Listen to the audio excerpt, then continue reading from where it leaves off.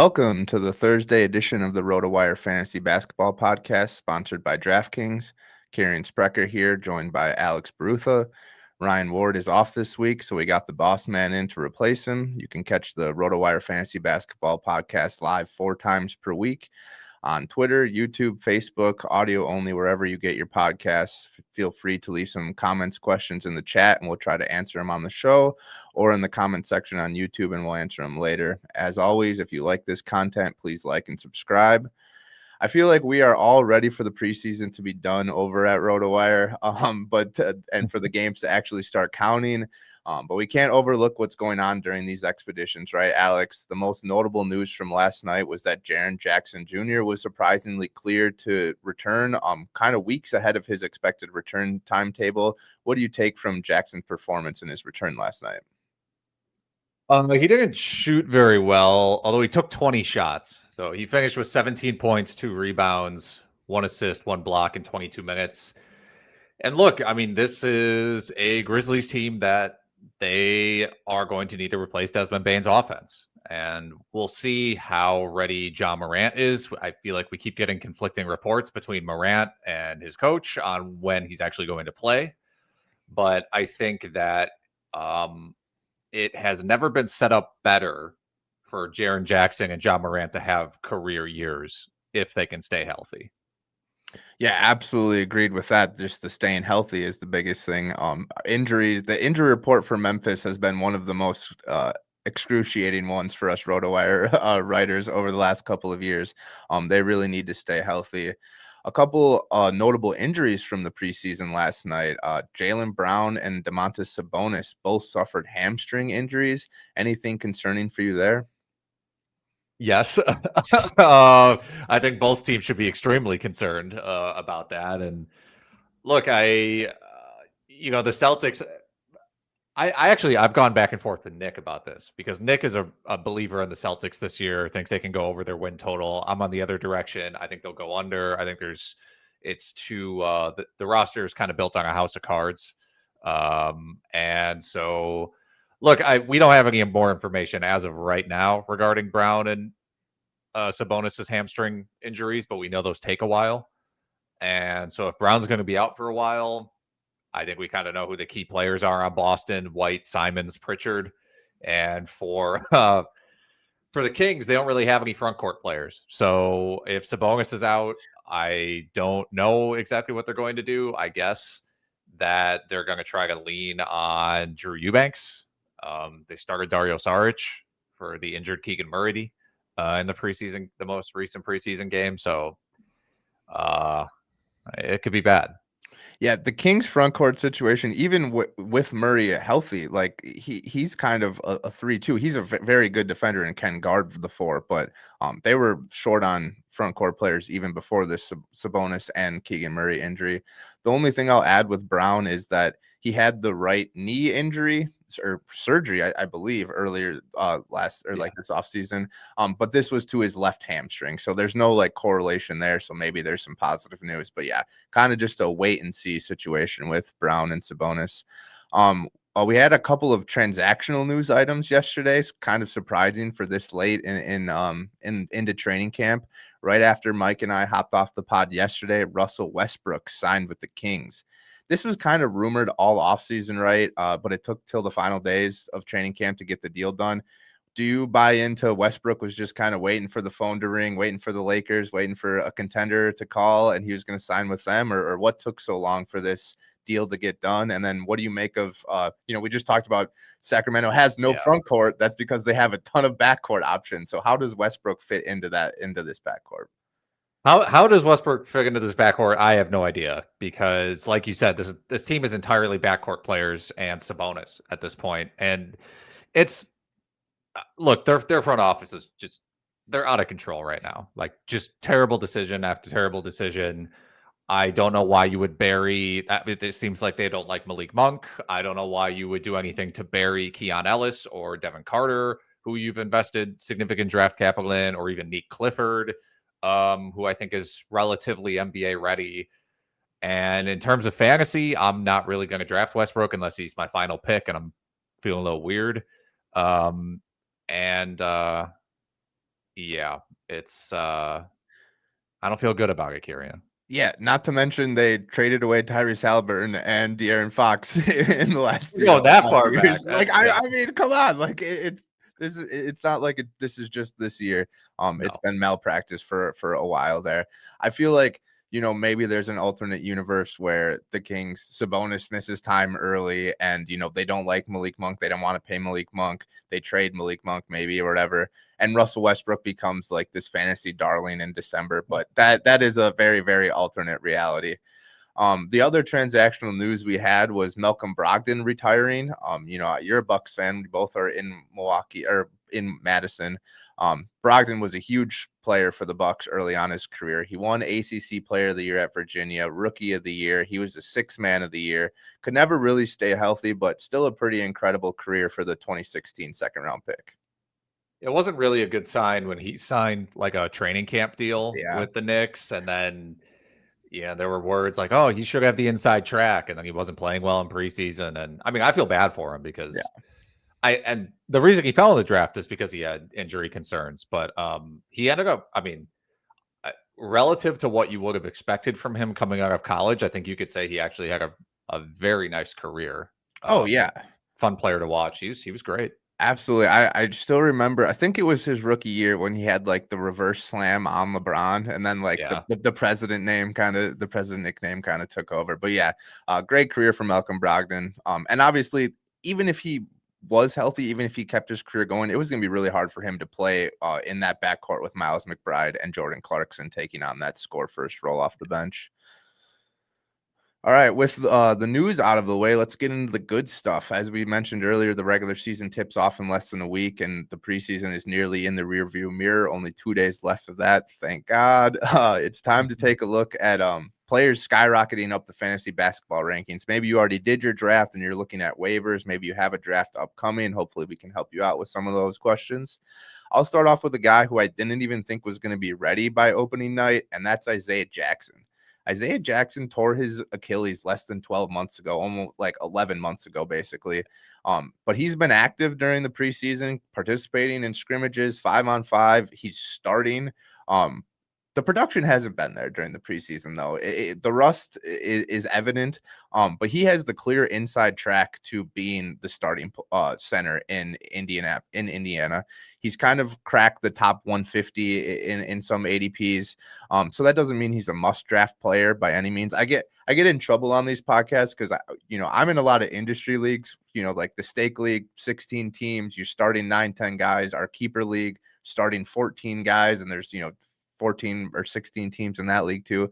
So I'm always looking at like top 250 players, top 300 players. I understand that a lot of people are in 8-team leagues, 10-team leagues. So the when I mention guys like Isaiah Jackson and Jay Huff, like you're probably not going to be valuable in your fantasy league. So I'm sorry about that. But I do think Isaiah Jackson, if you are in a 12-team or a 14-team league, is going to be a valuable player this season, at least from the jump.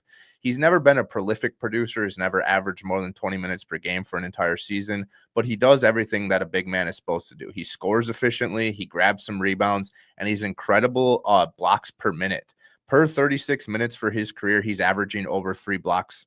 That's if he can play 20, 25 minutes per game and give you a block, 2 blocks per game, that's going to be worth a top 150 pick. Yeah, I mean that center rotation, there are actually a few center rotations this year that I think are going to create a lot of frustration for fantasy managers. Indiana, Boston, Charlotte come to mind. But I do think Jackson is worth a flyer, and I understand why he is rising up fantasy basketball rankings, or ADP, I should say, even though his preseason has been a little underwhelming. But I do mostly think the preseason has been like he's just not shooting the ball especially well. And I think when that clears up, like he's still going to give you the rebounds and the blocks. But someone certainly worth taking a chance on. Like there's only so many guys that we know can produce at a permanent level like Jackson. Yeah, absolutely. I still think like Jay Huff has the highest upside. That was kind of my top sleeper because I didn't think Jackson or James Wiseman, who's also available, were going to be ready coming off Achilles injuries. But Jay Huff is just so volatile that if Jackson or Wiseman is healthy, you just can't really trust Huff. And I think Jackson has the strongest pedigree. Obviously, Wiseman has the draft pedigree, but he's never really established himself. Before the Achilles injury, Jackson has been just a solid backup center in his career. So it's not like this is some guy that's just like, oh, he's finally getting a chance. He's been a great backup player, and now it's just a chance where he might finally be a starter for the first time in his career. Yes, sir. I'm gonna go to my one of my players that I want to point out who is rising in ADP. People reaching for this man now, and that is Ace Bailey, forward for the Utah Jazz, rookie. Has looked pretty good in preseason. I will say, like, you're gonna look at his stats and be like 23 points per 36 in the preseason. He's shooting 66% from the field. So let's bring it down a little bit before we talk about him. But has looked really polished. I think he passes the eye test when he's on the court. I know the Jazz have not been playing Lauri Markkanen in the preseason. I still think I don't want to say Markkanen and Bailey are like entirely similar players, but they're both kind of catch and shoot guys, one dribble guys. And so I think they can run a lot of the same actions that they run for Markkanen for Ace Bailey. And one thing I think is being underrated about Ace Bailey's fantasy value that I think people are catching on to because of the preseason is that he can rebound the ball. And maybe he's not a great defender, but he can rack up steals and blocks. He did that in college. He did that in preseason. He's been doing in summer league, and he's been doing that in preseason. So I think this is someone who, in points leagues, like if you want to draft him pick 95, I don't think that's crazy. I think there's a reason he's rising up draft boards. Yeah, I made this point last week when we were talking about Isaiah Collier and Keontae George, but Utah just has a bunch of play finishers. They don't have a lot of playmakers, right? Like Keontae George makes plays for himself. That's why I think Collier is going to, start at point guard again, because he makes life easier for the Baileys and the Markkanens of the world. And we'll talk about Brice Sensabaugh, who's another score first guy later. But yeah, I love the way Hardy is using Bailey in the preseason. He's running actions for him. Bailey looks really comfortable in all of those actions, like you said. I saw some people on Twitter talking about comparing him to Tracy McGrady, and I'm just like, people have forgotten how good T-Mac was. Like T-Mac was a full ball handler, point guard leading that team. Ace Bailey has a long way to go, but there are some very encouraging signs during the preseason for sure. Let's take a quick break for an ad from our sponsor, DraftKings.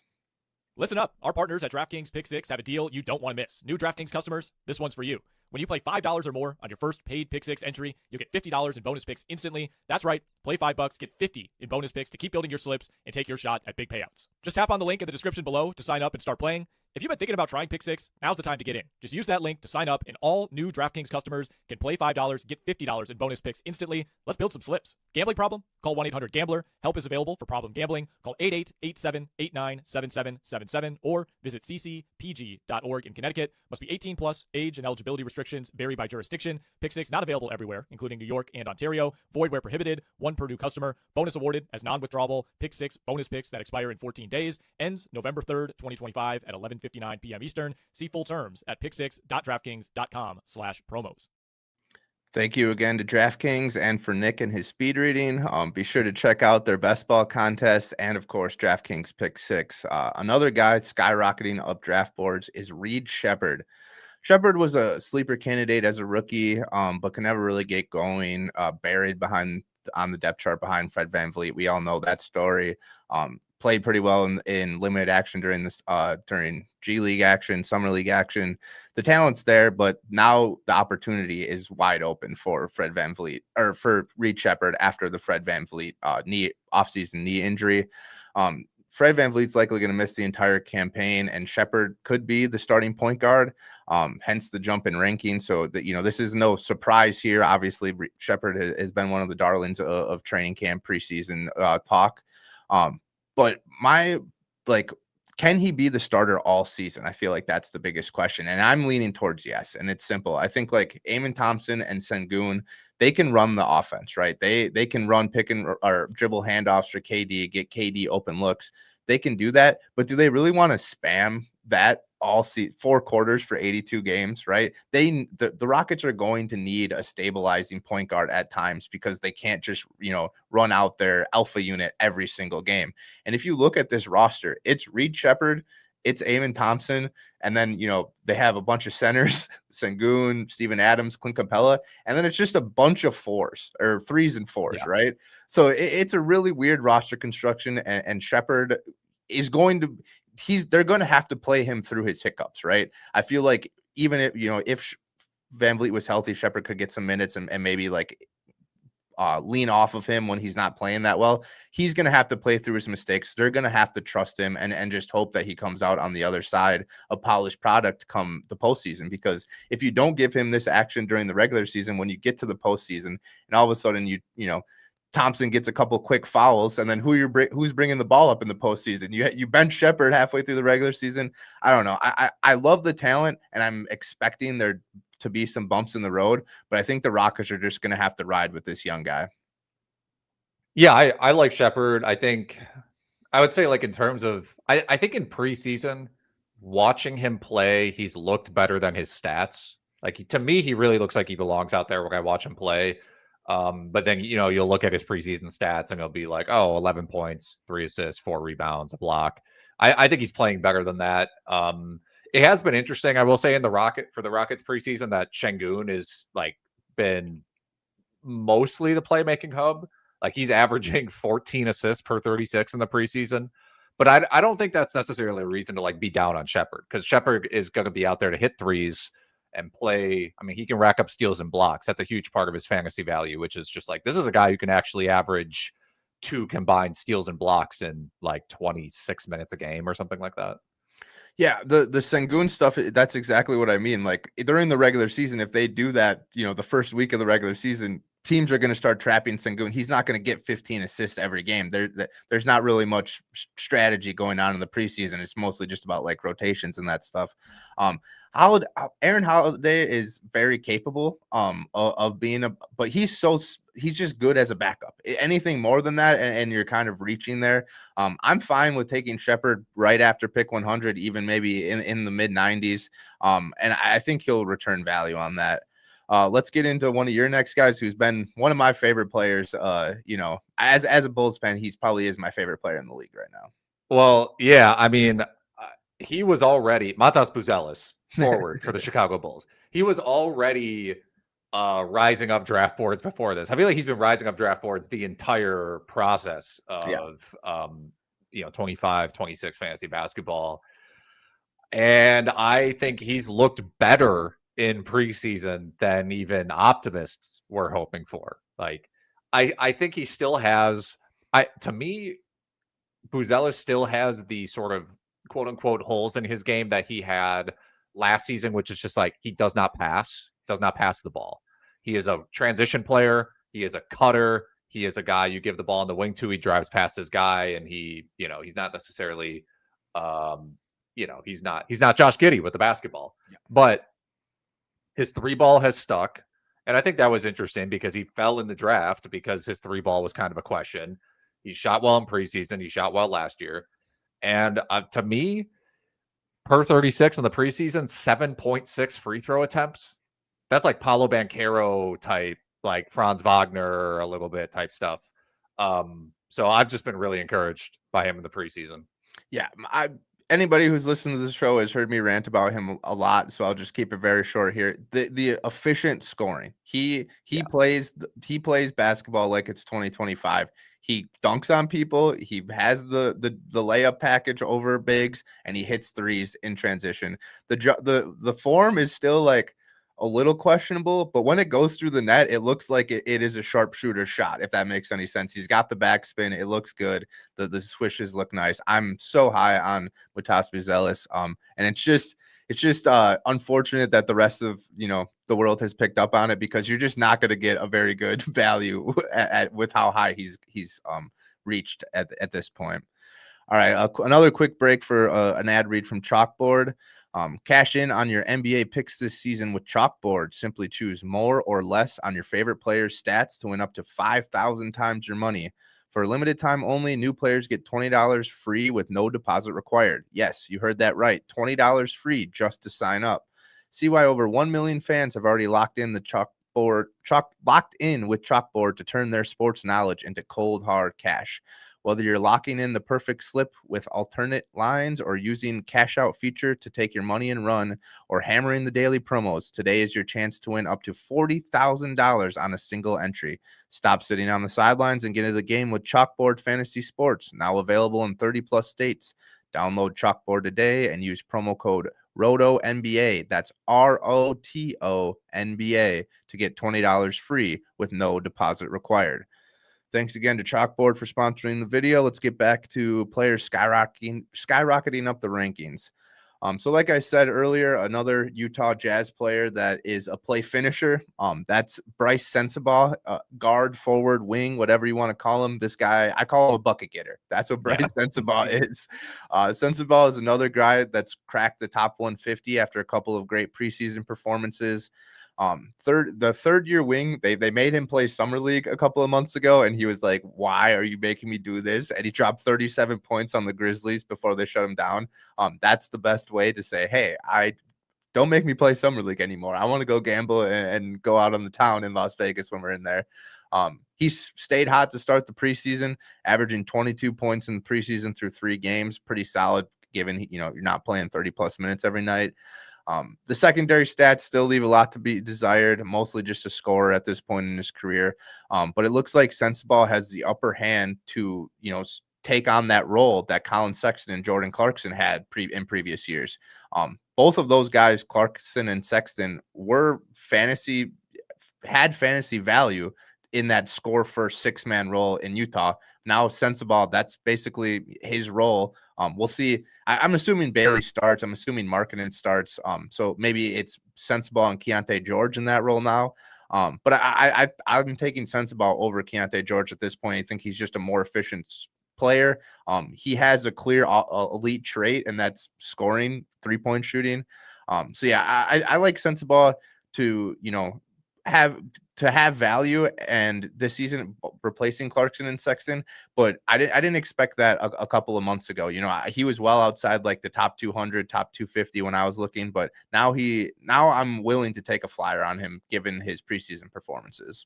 I mean, he should be able to step into the sort of stereotypical, like, rest in peace to Malik Beasley, but Malik Beasley type role for this team. And like if you don't watch Sensabaugh play, you probably think he's just some like he's a big guy. Like he is 6'6", 235 with a 6'11" wingspan. Like, and so I think for him the next step is pump fake and drive, get contact at the rim, shoot his free throws.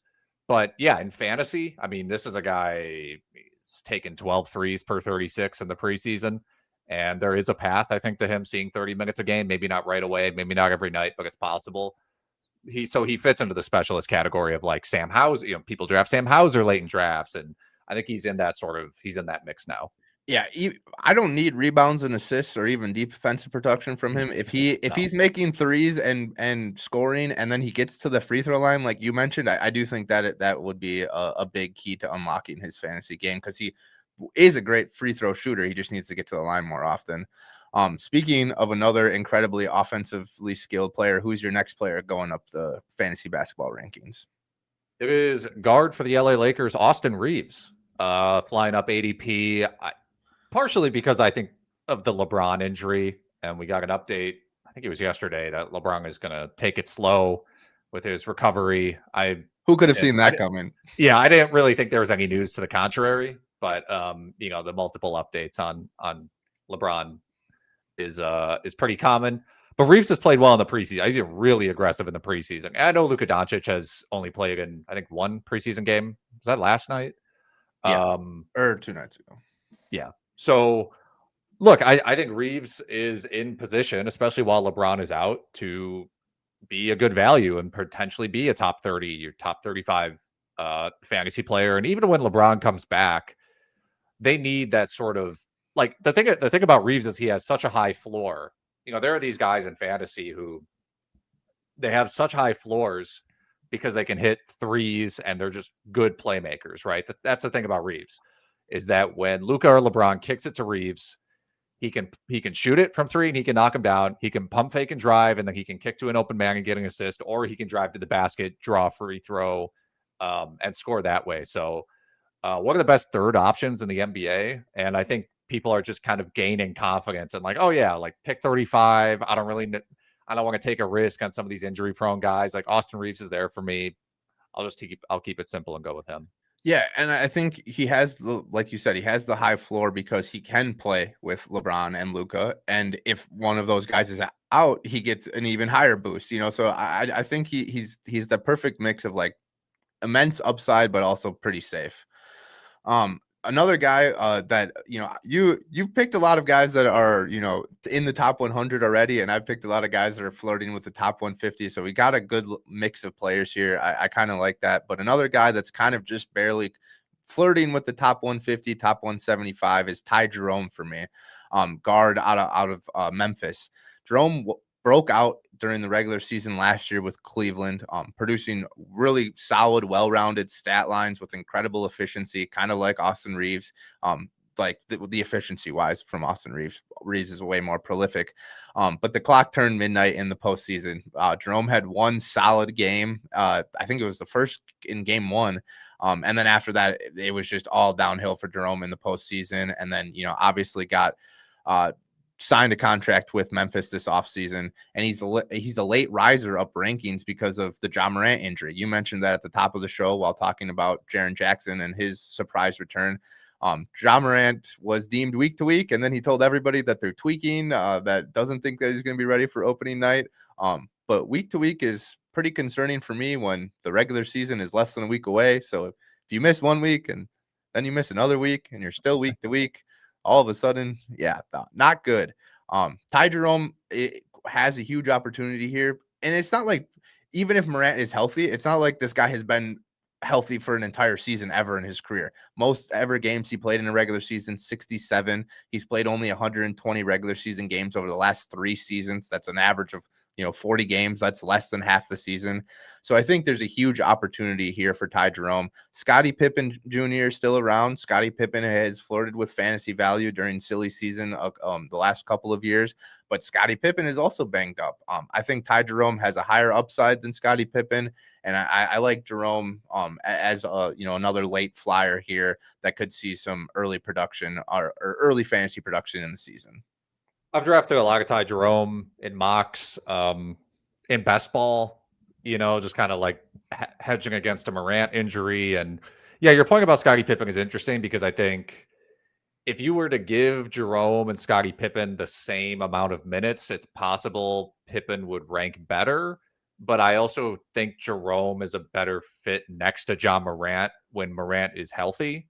So I think you're getting a sort of higher floor with Ty Jerome, who again has looked good in the preseason. Take that for what it is, with the entire Memphis team essentially out during the preseason except him. But yeah, I think definitely deserves to be rising up draft boards relative to where he started. Yeah, and I don't think you can say like, oh, the postseason, he sucked in the postseason. He's just not a good player. The regular season was a mirage. Like, how can you say the regular season was a mirage and not the postseason? Like, that goes both ways, in my opinion. So not too worried about that. All right, your last player skyrocketing up rankings is another player that I have been super high on all offseason. Who's your last player? Our boy Bennedict Mathurin. I think people are sort of, everyone's like, oh, okay, yeah, Mathurin's going to have to score, and he could be Indiana's leading scorer. And I think the preseason has just confirmed a lot of what we expected out of Bennedict Mathurin, and the fact that he's averaging 28 points and 1.2 assists per 36 in the preseason. And 12 rebounds as well. The rebounds are interesting because we know Mathurin's a good rebounder, and we know Indiana's center rotation is kind of up in the air, so there could be some value there. But I totally think it's justified that Mathurin is rising up draft boards. Like, you may end up, if you draft him around pick 100, he is basically just going to give you points. I'm not going to predict that he averages 5 assists a game or something like that, but I think that around 100 range is a great area to grab basically the last guys in the league who can average 20 points. Yeah. Because there's a really good draft strategy built around like, oh, I'll get my rebounds and my assist guys early because there's just 20 point per game guys sitting at picks like 80 to 100. And I think Mathurin's one of those guys. Yeah, and it's just so surprising that a guy like, DeMar DeRozan is going pick, 50 or 60 when all he does is really score. And then you have a guy like Mathurin that has DeMar DeRozan is a very good NBA player, but a higher upside at this point in their respective careers. I think that the hat goes to Mathurin in that case. All right, you want to answer a couple of these questions before we get out of here? Let's do it. All right. P-Dub said, good afternoon, guys. Took a late last round flyer on Kalkbrenner in my 10-team 9-cat league. Any chance he might return some fantasy value? What are your thoughts on Kalkbrenner? I kind of talked about him yesterday. I'm super high on the Hornets, so interested to hear your thoughts. Yeah, I like him. I think he's definitely worth a late round flyer. I'm a little worried the center rotation in Charlotte is going to be annoying. And then it's going to be like, oh, Mason Plumlee gets 23 minutes tonight. And Diabate is kind of beasting on the offensive board. So I guess we have to give him 20 minutes. And then Kalkbrenner plays like 7 minutes. But look, I mean, he's looked good in preseason. He's huge. Like, you watch him play and he's an imposing presence. A little bit like Donovan Clingan. Ask in terms of, like, you see him under the rim and you're like, okay, this guy's just moving guys out of the way for the offensive board. So yeah, I like him as a late round dart. Yeah, absolutely. Especially, if you're looking for threes to add to your category team. I'm super high on Charlotte. I think Con Knipple adds floor spacing. I think Kalkbrenner adds floor spacing. I think Brandon Miller being healthy adds floor spacing. Floor spacing should mean a career year for LaMelo, and if LaMelo is having a career year, I think everyone around him eats. So definitely worth a flyer there. We got a question from Anthony. What's up, guys? Should I sell Ingram while I can, or hope for the best? This is a pretty funny one. I don't even know if Brandon Ingram has made his debut for the Raptors. Has he played in a preseason game? Yeah, he's playing in 2. Yes. He's basically been their number 1 option, which has been really concerning to me. And Scotty Barnes has not looked that good. So the Raptors continue to be very interesting. Yeah, no, I'm very intrigued by their starting lineup. I think my take on Ingram is, if this team plays well, Ingram is just going to be the mid-range, guy. You have, and is that really return a ton of value in fantasy? Like we talked about, there's a lot of guys later in the drafts that can score 20 points. So if Ingram isn't shooting threes, isn't getting to the free throw line that much, how much value can he really provide you there? I'm always interested in trades, but it's got to be the right trade there. Christian Rogers says, thoughts on Brook Lopez this season, Bucks legend. What do you think, Alex? Man, he was aggressive in his first preseason game. I was watching that. He was shooting 35 footers and he was in his bag, man. He's interesting because I think he actually will come out and just basically shoot every time they pass to him. Yep. I think that's what he's out there for. And look, I think he is going to be like a true backup to Zubac. I would imagine Zubac plays basically 30 minutes a game and Lopez is playing about 18 minutes a game. And that's kind of how it works. And I don't know if you can realistically roster that guy all season. But if your question is more like, is he a fine guy to draft with your last pick? I think it's like, yeah, it's kind of interesting. I'm not gonna, like, you look at some other options for your last pick and it's totally unproven guys and guys who we don't know if they can produce per minute. And we know Lopez can at least get the job done. I know Zubac had a great season last year, but Ty Lue loves to play small ball. And I think Brook Lopez kind of constitutes as small ball. I know he's huge, but like, he's going to be on the wings, right? He's going to be standing 45 or 35 feet away from the rim and hoisting those deep threes. So I think he's going to get minutes. And like you said, when he gets minutes, they're going, I wouldn't say run the offense through him, but there's going to be plays. James Harden crash into the rim, on the pick and roll, and he's going to be sitting out there for the wide open three. Yeah, the Chris Paul, Brook Lopez pick and pop, like that was cooking in the preseason. So I think that's going to be like actually a pretty steady game plan for the Clippers every night. How much money did James Harden make Ryan Anderson? 200 million, something like that. So I think there's a role for the floor spacing big. With the Paul George news, Jason asks, is Grimes, Oubre, or VJ Edgecombe worth picking up? I don't know what the specific Paul George news you're talking about. I think I've been saying all year, or going back to last season, that he's never going to play a full allotment of minutes ever again. He still not 5-on-5. Joel Embiid participated in the team scrimmage over the weekend that was 5-on-5 and contact, and then all of a sudden he's not ready for game action. So I don't know if that was like some like just, hey, give it to let the fans see Joel Embiid play. But yeah, I mean, I'm staying far away from the Sixers just in general. I think Edgecombe is probably the guy that I would lean here, just because I like his mentality, and I think he brings a different mindset than the rest of the Sixers. What do you think? I mean, I think Quentin Grimes, it's really hard to parse what he did last season and at the end of last season and what we should expect from him this year, because a lot of, like, they just had nobody playing. And so even if Paul George and Joel Embiid are out, it's like, well, Maxi's playing. Yeah. And Edgecombe, who I think is very good, is playing. So I think Grimes is still worth considering as a late round flyer. I'm not really an Oubre guy. Obviously, he's shown value at points. Edgecombe, again, late round flyer maybe, but it's, I mean, like Kirien alluded to, I don't know how you can realistically trust any of these guys to be like top 100 producers on a week to week basis.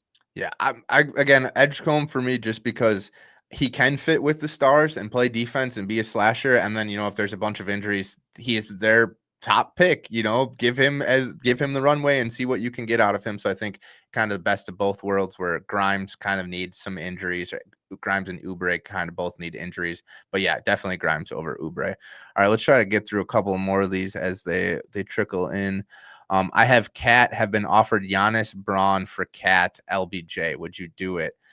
Ooh, I'm not high on LeBron. We talked about him earlier. That's concerning. I'm really high on Christian Braun this year, so this is a weird one for me. I don't really know what to do here. I would probably take Giannis and Braun. What do you think?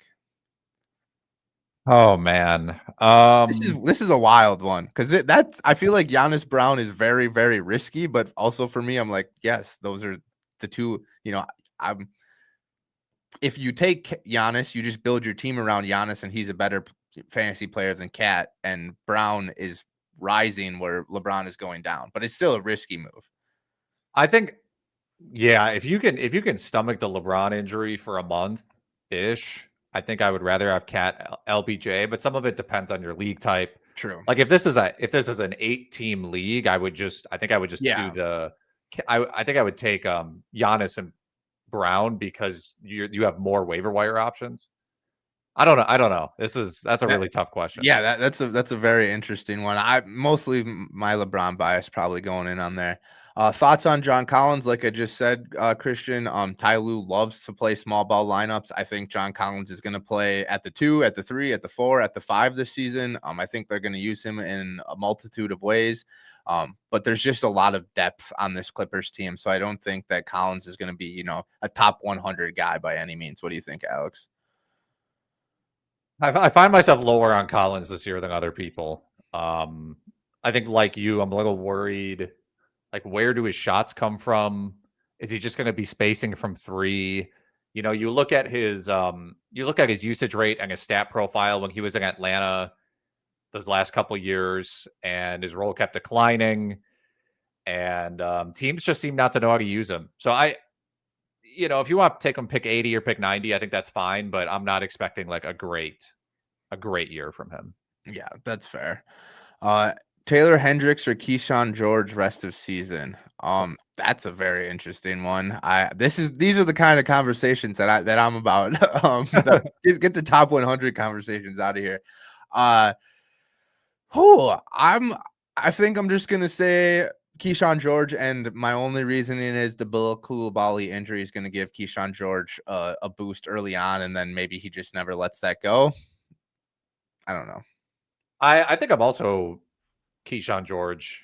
The Jazz have, if there's one position the Jazz have players, it's the front court. Yeah. And Hendricks is coming off an injury, pretty serious injury. And George, look, I mean, the part of the reason you'd be rostering Hendricks is because he's like a 3-and-D player. But Keyshawn George, probably has just as good of a chance to average more blocks than Taylor Hendricks, and so I think I like Keyshawn George. Yeah, I like that. I like that too.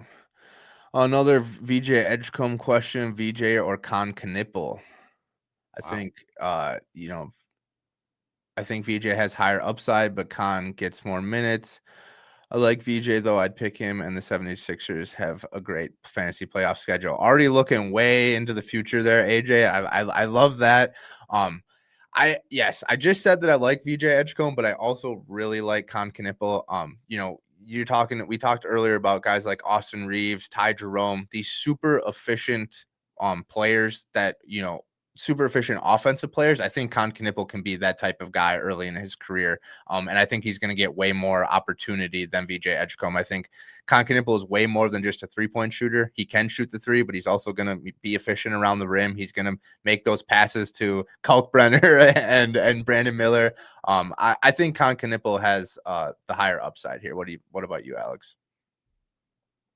I mean, this is really hard actually, because I think there's a lot of conflicting. I really like Con Knipple too, but that Hornets team is so like usage stacked already between LaMelo, Miles Bridges, and Brandon Miller, and even Sexton comes in and he's like, I'm the best player on the court actually. So, and then Edgecombe, like if Paul George and Embiid are healthy, there's just not a lot for him. So I honestly, I hate to fence walk this. This is really a coin flip for me. Yeah, I think that a coin flip is fair. My last take would just be Edgecombe has the higher upside long term. Like in a dynasty league, I think I want Edgecombe because I think he could evolve into a good offensive player. And I'm not limiting Con Knipple's upside. Like I think he has upside, but I think he is more NBA ready in terms of like shooting and providing those efficiency stats for fantasy. All right, a couple more here before we get out of here. I got Matas and Asar at 9 and 10 and was thinking of getting some big for them. Whole league is itching for them. Yeah, I mean, sell high on Matas if you want. I don't really know what kind of big you're going to get in a trade like Sengun, but like, is someone going to be willing to part with that? I don't really know another big that I would rather have over Matas. What about you, Alex? Like in that tier range, like obviously, you have Anthony Davis and whatnot and Jokic and Wemby, but like Sengun, I wouldn't trade Matas for Sengun. I wouldn't like, that would be interesting for me. Yeah, I'm not sure if he's asking for a big specifically or like, should I trade him for like a big? Oh, something big. Like a big return. I got you. Big pat. Yeah. Like a sell high. Should he sell high on Asar and Buzelis because he got them at value? I don't think just because you got these guys at value, that means you should sell them. And I would hang on to these guys because I think they're legit. I don't think this is like some preseason mirage or these guys are going to play good for the first month and then they're going to be exposed. So I would hang on to both of them. I will say, like, I do have some questions about Detroit's floor spacing and like some functional stuff in Detroit's offense with Asar Thompson and Jalen Duren on the floor together. But he's still going to rack up ridiculous steals and blocks and rebounds and what else. So I would just hang on to those guys. Yeah, I would like the people in your league have to come with an offer that you're literally like, I can't refuse this, right? Like Sengun. Just sit on it and wait for someone to come with something crazy. Anthony did say that was the 9th and 10th round. Yeah, insane value right there, and just reap the benefits of that, and then maybe trade them later in the season when you kind of figure out how your roster comes into shape. All right, 2 more here. Jalen Johnson, where do you see him finishing in fantasy this year? He should be. I'm trying to think of like his floor. I think he has like a top 40 floor, and I know that's not what people want to hear because he'll get drafted at like pick 22 sometimes. But I think it's just hard for me to think of him as a top 20 player when Trey is there handling so much of the offense and Porzingis and everything like that. I think he's amazing. I mean, I'm a huge Jalen Johnson guy, so I think where he's being drafted, ADP is anywhere between like 25 and 30, depending on what site. And that's kind of where I would project them to finish, I think. Yeah. Okay. So like the projecting is hard. I don't think I could project him to be a top 15 guy. but I could see that. You know what I mean? Like when you're doing projections, you got to take your high and your low and kind of come out in the middle. I said this 2 years ago in Vegas when we were doing the draft. I'll say it again now. I think Jalen Johnson. I love Trae Young. I think Jalen Johnson can be the top fantasy producer on a Hawks team that's led by Trae Young. Does that make sense? Like I think Trae is still going to be the guy, but Jalen could take advantage of all of the other stuff if he stays healthy for a full season. Well, the thing is too, like the range that Jalen Johnson goes in, which is like give or take 33, aggregate ADP 33 right now. If you're at the end of the second round, he's not going to come back to you if he's there. So if you're at pick 20 or 22 or 24 and you really like him this season, you just got to take him because he's not going to make it back. Yeah, absolutely. All right, last one here. Thoughts on Quentin Grimes? We already kind of did that one, and DeAndre Hunter. DeAndre Hunter is kind of banged up right now. Is he going to start with Max Strus and Darius Garland out? I would say early season Hunter has some value, but I don't think Hunter's ever going to get back to the fantasy value he had when he was in Atlanta, and he really caught fire last year before the trading deadline. What about you, Alex? I'm kind of surprised we haven't gotten an update on that DeAndre Hunter knee injury because I actually watched it when it happened, and when he was walking off the court, Donovan Mitchell kind of like asked him like, "Hey, are you okay?" And Hunter didn't really give him anything, and Mitchell was like, "Oh no," he's kind of like. So I don't know what's going to happen with that. I'm cautiously optimistic on DeAndre Hunter, probably because in previous years I had been not so cautiously optimistic on him when he was a member of the Atlanta Hawks.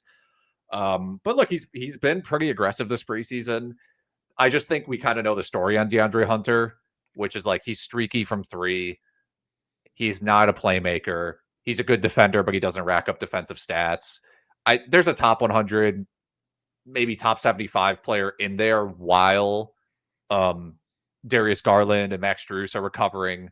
But he's not someone that I don't think I have drafted him in any draft, best ball or otherwise. I just don't think there's a high ceiling with him. Yeah, totally fair. All right, thanks everybody for the questions. Hopefully we got to enough of them. But once again, thanks to the sponsors Chalkboard and DraftKings. Check out DraftKings Pick 6 and all of our all of their DraftKings best ball content. You can also use the promo code YouTube15 for everything off. RotoWire subscriptions. We just got a new start sit feature for the NFL. So if you're like me and you are absolutely horrible and you do all of your research and then at 11:59 you're like, nope, I'm switching my flex spot. Be sure to check out the start sit feature that RotoWire just cooked up. Absolutely fantastic. And it is free a couple nights out of the week. So be sure to check that out. And thanks again, Alex, for hopping in and filling in for Ryan. Have a good one, everybody.